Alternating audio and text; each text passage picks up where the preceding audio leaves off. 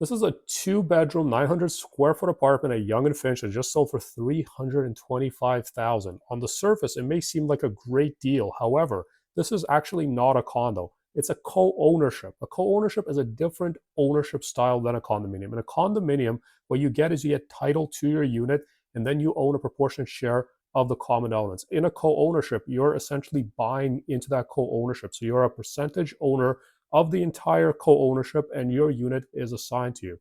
It's a great value for somebody who's looking to live in that unit long term and they're looking for space.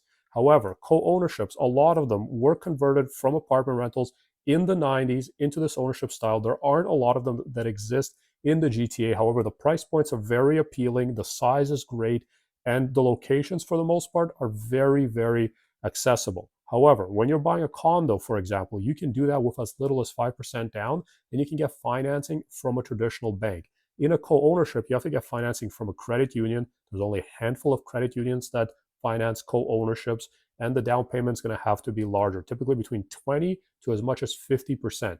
In a condo, you don't really need board approval to buy in that building. In a co-ownership, there's extensive board approval because you're buying into that co-ownership with everybody else. You're not just responsible for your one unit, you're responsible for the entire co-ownership.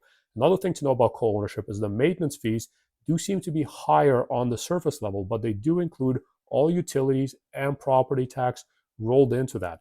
And a lot of times you don't own your parking space. Your parking space is assigned to you and you have to get that through property management. Sometimes there's also an additional fee for that. So it's a great alternative to condo ownership for somebody who's looking for space and a unit to live in for a long period of time. However, all these restrictions around co-ownership do make them a more challenging sell. So that's why the price points are even more attractive.